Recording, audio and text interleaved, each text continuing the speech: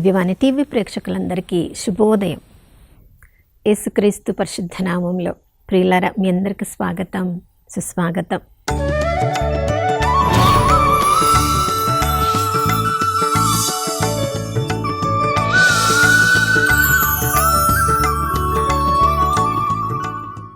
గత కాలమంతా కంటికి రెప్పలా కాచుకున్న ఆ దేవాతి దేవుని ప్రేమను బట్టి పూర్ణ హృదయంతో, పూర్ణ ఆత్మతో, పూర్ణ శక్తితో వందనాలు తెలియచేద్దాం. ఈ నూతన ఉదయంలో కూడా దేవుని ప్రేమ తరిగిపోలేదు, ఆయన కరుణ సమసిపోలేదు. ప్రతి ఉదయము ఆ ప్రభు వైపు ఎవరెవరు చూస్తారో వారందరిపై నూతనంగా తన ప్రేమను, కరుణను, కటాక్షాన్ని కుమ్మరిస్తానని వాగ్దానం చేసిన దేవుడు నమ్మదగినవాడు, విశ్వసనీయుడు. ప్రియులారా, ఇది మనము విలాపగీతములు 3వ అధ్యాయం 22, 23 వచనాల్లో మనం చదువుతున్నాం. ఆ దేవుని నమ్మదగిన తనము, విశ్వసనీయత ఈ సృష్టి ఎంతవరకు ఉంటుందో అంతవరకు కూడా స్థిరముగా ఉంటుంది. ఎందుకంటే దేవుని నమ్మిన బిడ్డలకు ఎప్పుడు కూడా దేవుడు అందుబాటులో ఉంటాడు. ప్రియులారా, 117వ కీర్తన మన పరిశుద్ధ బైబిల్ గ్రంథంలో ఉన్న అన్ని అధ్యాయాల్లో చాలా చిన్న కీర్తన. చూడండి, 2 వచనాలు ఉన్నాయి. మనుషులను మనం చూసినప్పుడు రకరకాలుగా మాట్లాడే వాళ్ళు ఉంటారు. కొంతమంది పెద్దగా మాట్లాడతారు, కొంతమంది చిన్నగా మాట్లాడతారు, కొంతమంది చాలా మాట్లాడుతూనే ఉంటారు, కొంతమంది చాలా తక్కువగా మాట్లాడతారు, ఇంకా కొంతమంది తక్కువలో తక్కువగా మాట్లాడతారు. ఎందుకంటే వాళ్ళు చెప్పే ఒక్కొక్క మాట అంత ప్రాముఖ్యమైనది, ఒక్క మాటలో ఎంతో అర్థం ఉంటుంది. కాబట్టి వాళ్ళు ఎంతో జ్ఞానము కలిగి ఉంటారు. కాబట్టి వాళ్ళు మాట్లాడే ఒక్క మాటను మనం చాలా జాగ్రత్తగా వింటూ ఉంటాం. ఆ ఒక్క మాట నేను మిస్ అయిపోకూడదు అన్నట్లుగా చాలా తక్కువ జ్ఞానవంతులు మాట్లాడే మాటను చాలా ఏది కూడా పొల్లు పోకుండా నేను జాగ్రత్తగా వినాలని మనం వింటూ ఉంటాం. ప్రియులారా, బైబిల్ గ్రంథంలో అలా జాగ్రత్తగా వినవలసిన, చదవవలసిన అధ్యాయమే అతి చిన్న అధ్యాయము బైబిల్ గ్రంథంలో 117వ కీర్తన. 2 వచనాలు ఉన్నాయి. ప్రియులారా, బైబిల్ సారాంశం అంతా కూడా అసలు మానవాళి ఎందుకు దేవుడు సృజించాడో కూడా ఆ చిన్న అధ్యాయము మనకు నేర్పిస్తుంది. చూడండి, 117వ కీర్తన 1వ వచనంలో మనం చదువుతున్నాం. ఎల్ల జాతులారా ప్రభువును స్తుతించండి, ఎల్ల ప్రజలారా ప్రభువును కీర్తించండి. మానవ జాతి చేయవలసిన ప్రాముఖ్యమైన క్రియ దేవుడు మన నుంచి కోరుకునేది ఆ ప్రభువును స్తుతించుట. యెషయా గ్రంథం 43వ అధ్యాయం 21వ వచనంలో మనం చదువుతున్నాం. ఆ ప్రజలందరినీ కూడా నేనే సృజించాను, నా కొరకు సృజించాను, నా స్తుతులను పాడడానికి నేను వారిని సృజించాను అని ప్రభు చెప్తున్నాడు. అదే యెషయా గ్రంథం 43వ అధ్యాయం 7వ వచనంలో మనం చదువుతున్నాం.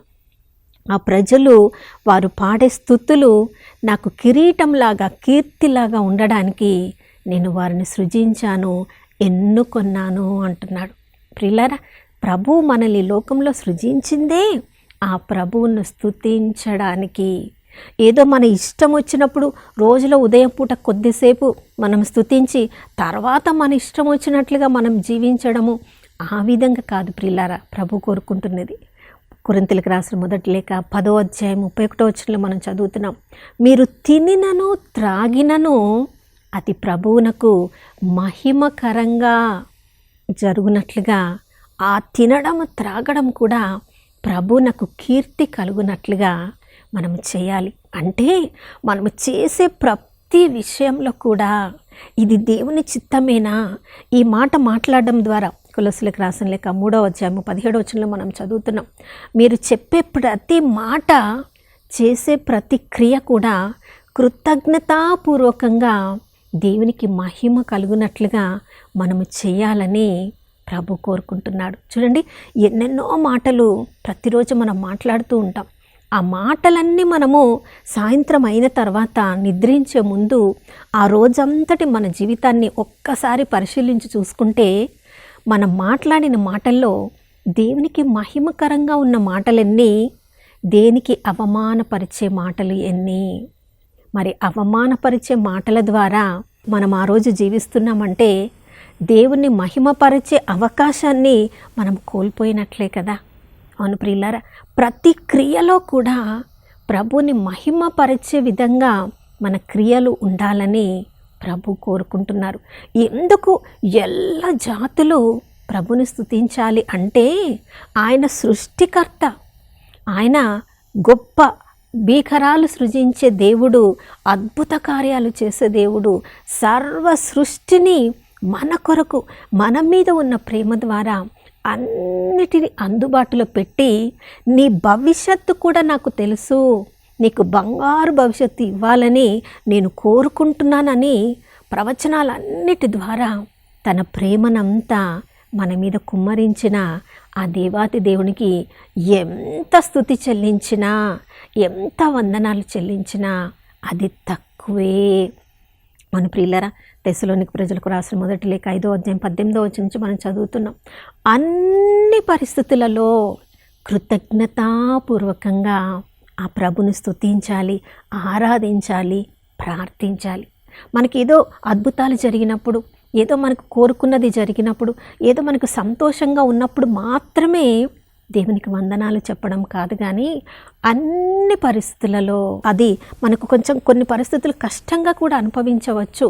ఆ కష్టము దాటిపోయిన తర్వాత ఎందుకు ఆ శ్రమ మనం అనుభవించాల్సి వచ్చింది, దాని ద్వారా ఎంతమంది అది ఉపయోగకరంగా మారింది అని మనకు అర్థమవుతుంది. ప్రియులారా, పౌలు భక్తుడి జీవితాన్ని మనం చూసినప్పుడు ధర్మశాస్త్రం బాగా ఎరిగిన వాడే, కానీ ప్రభు యొక్క సన్నిధిని నేను ఇంకా అనుభవించాలంటే నాకు ఉన్న జ్ఞానాన్ని, నాకు ఉన్న అన్నిటిని కూడా నేను ఈ లోకంలో చెత్తలాగా మురుగులాగా భావిస్తున్నాను.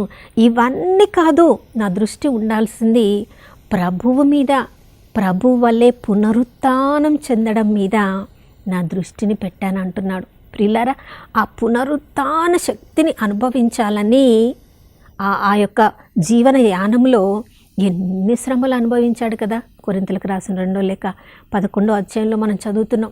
పౌలు భక్తుడు అనుభవించిన ఆ కష్టాలను మనము మరల మన జీవితంలో ధ్యానం చేయడానికే ఎంతో భయంగా ఉంటుంది. కానీ అతడు స్వయంగా అనుభవించాడు. అనుభవించినప్పటికీ కూడా నా శక్తి కాదు, నా బలము కాదు, క్రీస్తు అనుగ్రహించే శక్తి ద్వారానే నేను అన్నీ చేసి ముగించగలను అంటున్నాడు. ప్రియులారా, ఎందుకు ఎల్లప్పుడూ ప్రభుని మనం స్తుతిస్తూ ప్రభుని కీర్తిస్తూ ఉండాలంటే 117 కీర్తన 2వ వచనంలో మనం చదువుతున్నాం. ఆయన మిక్కుటమైన కృప వలన మనమందరము పాపులముగా ఉన్నప్పుడే యేసుక్రీస్తు ప్రభుల వారు మన కొరకు మరణించి మనల్ని తండ్రితో సఖ్యపరిచారు. మనము కొంచెము బలహీనంలో ఉన్నప్పుడు, పాపంలో ఉన్నప్పుడు అందరూ మనల్ని దూరంగా పెట్టాలని చూస్తారు. చూడండి, ఆ దుష్ట శక్తులతో బాధపడుతున్నవాడు సమాధులలో తిరుగుతూ ఉన్నప్పుడు, రాళ్లతో తను తాను బాధించుకుంటున్నప్పుడు కుటుంబ సభ్యులు కూడా అతనికి ఏమీ సహాయం చేయలేకపోయారు. కానీ కృపామయుడైన యేసుక్రీస్తు ప్రభుల వారు అతన్ని వెతుక్కొని వెళ్ళి ఆ దుష్టశక్తి ప్రభావం నుంచి అతనికి విడుదలను కలిగించి పునర్జీవాన్ని అనుగ్రహించారు. అంత గొప్ప కృపను మనందరి మీద కుమ్మరించే ఆ దేవుణ్ణి ఎంతగా మనం స్తుతించాలి కదా. ఆయన విశ్వసనీయత ఎల్లకాలము నిలిచి ఉండును. మన సొంత తల్లిదండ్రులే కొన్నిసార్లు మనం వదిలివేయచ్చు. 27వ కీర్తన 10వ వచనంలో మనం చదువుతున్నాం. కానీ ప్రభు చెప్తున్నారు, నిన్ను ఎప్పుడు కూడా విడువను, ఎడబాయను అను. ప్రియులారా, ఇంత విశ్వసనీయుడైన దేవుణ్ణి ఎంతగా మనం స్తుతించాలో. ఆదికాండం 12వ అధ్యాయంలో అబ్రాహామును తన తల్లిదండ్రుల స్థలాన్నంతా వదిలిపెట్టి రమ్మని పిలిచిన దేవుడు, నిన్ను గొప్ప జాతిగా తీర్చిదిద్దుతా అన్న దేవుడు. చూడండి, ఈరోజు ప్రపంచాన్ని చూస్తే ఎన్ని జాతులు, ప్రపంచంలో మానవ జాతి అంతా దేవుని నిజమైన దేవుడు తెలిసిన వాళ్ళందరూ కూడా అబ్రహాము మా తండ్రి అంటున్నారు. అబ్రహాము పరలోకము నుండి, ప్రవ్వా నువ్వు ఇచ్చిన వాగ్దానం పట్ల ఇంత విశ్వసనీయంగా ఉన్నావయ్యా అని పరలోకంలో స్తుతిస్తూ ఉన్నాడేమో. ఒక్క కుమారునికి జన్మని ఇవ్వలేని వాడు ఈరోజు ప్రపంచంలో జాతులే, దేశాలే అబ్రహాము మా తండ్రి అని. ప్రియులారా, దేవుడి విశ్వసనీయత ఎంత నమ్మదగినదో చూడండి. మనందరి జీవితాలను చూసుకున్నప్పుడు కూడా ఎన్నోసార్లు మన మీద మనకే నమ్మకం కోల్పోయిన పరిస్థితులలో కూడా దేవుడు మన పట్ల ఉన్న విశ్వాసాన్ని వదిలిపెట్టలేదు. ప్రియులారా, దేవుని యొక్క ప్రేమ అంత గొప్పది. మరి ఆ దేవుని మన జీవితంలో మనం ఎరిగి ఉన్న దేవుని కృపను బట్టి, ఆ ప్రభు యొక్క విశ్వసనీయతను బట్టి ఎంతగా ప్రభుని స్తుతించాలి కదా. ఎప్పుడైనా మనం ఆ గొప్ప అవకాశాన్ని కోల్పోయినట్లయితే క్షమాపణ అడుగుదాం. ఈ నూతన ఉదయంలో మరింతగా మనల్ని అభిషేకించమని ప్రార్థించుకుందాం. నాతో కలిసి ప్రార్థించండి. పరిశుద్ధుడైన దేవానికి స్తోత్రములు తండ్రి. మా జీవితం అంతా నిన్ను స్తుతించినా కూడా ప్రభువా, మీరు మా పట్ల చూపించిన కృప మేము అంతగా మిమ్మల్ని స్తుతించలేమయ్యా. మా పట్ల మేము కూడా కొన్నిసార్లు విశ్వసనీయంగా లేనప్పటికీ అయ్యా, మీరు మాత్రం మీ విశ్వసనీయతను మాకు చూపిస్తూనే ఉన్నారు. కాబట్టి ఈరోజు మేము సజీవుల లెక్కలో ఉన్నాం ప్రభువా.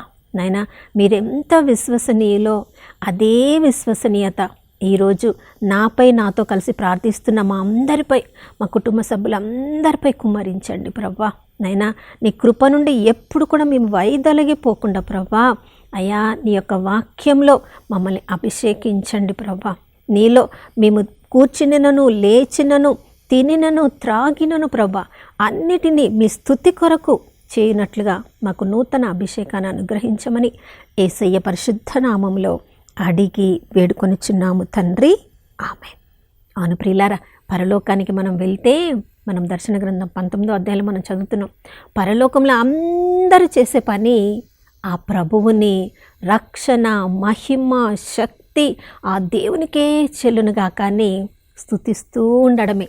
కాబట్టి ప్రతిరోజు ప్రభుని స్తుతించుదాం. ఒకరోజు నిత్యత్వంలో కూడా ప్రభుని స్తుతిస్తూ ఉందాం.